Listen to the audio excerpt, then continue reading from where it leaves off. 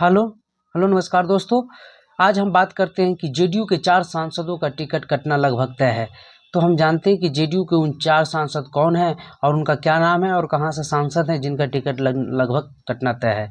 तो हम पहले बात कर लेते हैं कि जिस प्रकार से जेडीयू ने महागठबंधन छोड़कर बीजेपी की ओर आई और 28 जनवरी 2024 को शपथ ग्रहण समारोह हुआ और बीजेपी की तरफ से 2 मुख्यमंत्री और जेडीयू के मुख्यमंत्री बने। लेकिन उसी समय कहा जा रहा है कि सीटों को लेकर पहले ही बातचीत हो गई थी जेडीयू की, और जेडीयू और बीजेपी में सहमति बन गई है, क्योंकि बीजेपी के साथ बहुत सारे छोटे छोटे दल जुड़े हुए हैं बिहार में, और एनडीए गठबंधन में बहुत सारे दलों का गठबंधन है बिहार में, खास करके बिहार में। तो सीटों को लेकर काफ़ी माथापेची भी हो सकती है, इसीलिए जेडीयू ने अपना सीट पहले ही तय करके आया है। तो जेडीयू इस बार पहले की तरह ही 17 सीट पर तो नहीं, हाँ ये एक बात भी है कि बीजेपी इस बार बड़े भाई की भूमिका में रहेगी। जेडीयू और बीजेपी बराबर सीटों पर नहीं लड़ने वाली है। तो पहले जिस समय 2019 में 17-17 सीटों पर दोनों लड़ी थी, इस बार एक भी सीट ज़्यादा लड़े लेकिन बीजेपी ज़्यादा लड़ेगी। कहा तो ऐसा जा रहा है कि 15 सीट पर जेडीयू और 17 से 18 सीट पर बीजेपी लड़ेगी। ये 17 ही मान लेते हैं, और बाकी सब उनके अन्य दल, चिराग पासवान हो, उपेंद्र कुशवाहा हो, जीतन राम मांझी हो, इन सभी को बांट दिया जाएगा। हालांकि अभी चिराग पासवान और उपेंद्र कुशवाहा को लेकर काफ़ी बातें चल रही है, दोनों की नाराजगी भी मीडिया के सामने आ चुकी है।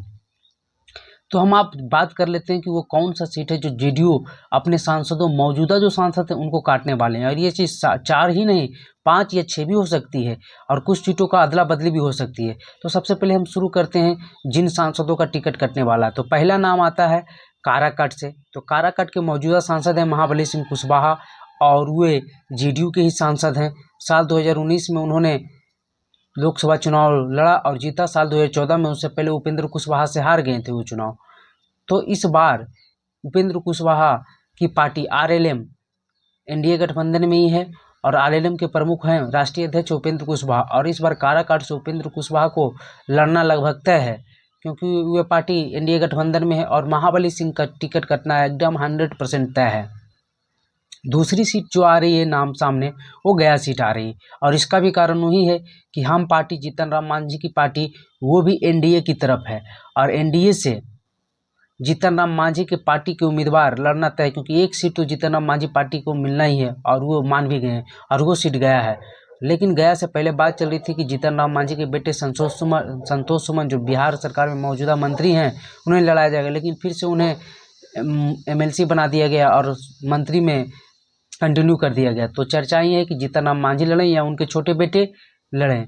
तो गया सीट से भी जो मौजूदा सांसद है जेडीयू के विजय मांझी, उनका टिकट लगभग कटना तय है, और गया सीट से हम पार्टी के कोई नेता जीतन राम मांझी के रिलेटिव ही, छोटा बेटा हो या अपने खुद लड़े, वही लड़ेंगे।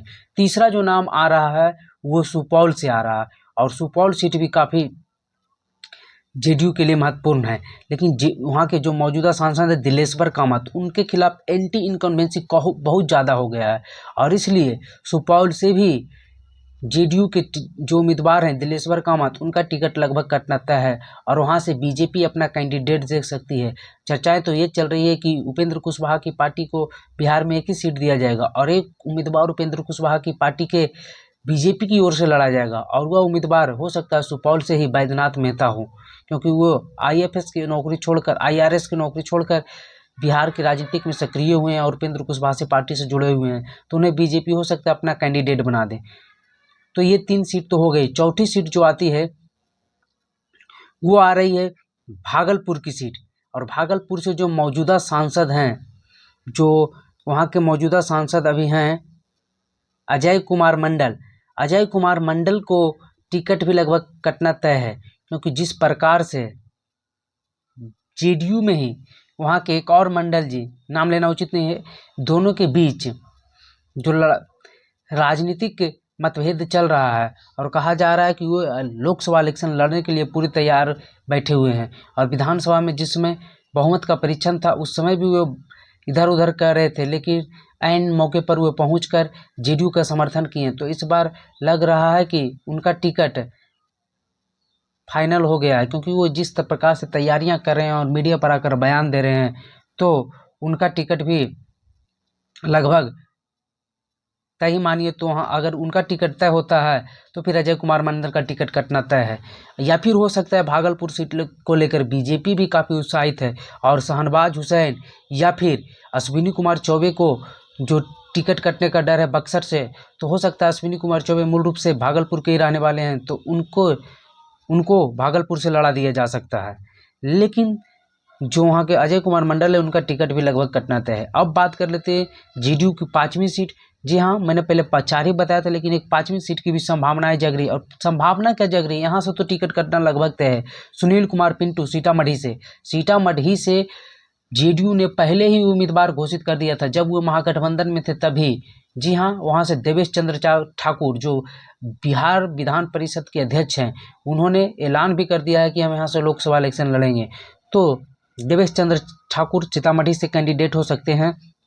और वहाँ के जो मौजूदा सांसद है सुनील कुमार पिंटू, उनका टिकट लगभग कटना 100% तय है।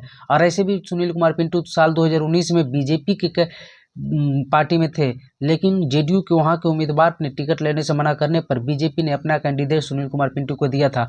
और जब नीतीश कुमार महागठबंधन की ओर थे तो सुनील कुमार के पिंटू का बयान एनडीए की तरफ था और नीतीश कुमार और उनके बीच खटपट उसी समय से शुरू हो गई थी। तो इस बार सीतामढ़ी सीट से भी सुनील कुमार पिंटू का टिकट लगभग कटना तय है। तो चलिए, ऐसे ही वीडियो देखने के लिए हमारे चैनल पर बने रहें और हमारा फेसबुक पेज मगही खबर फॉलो कर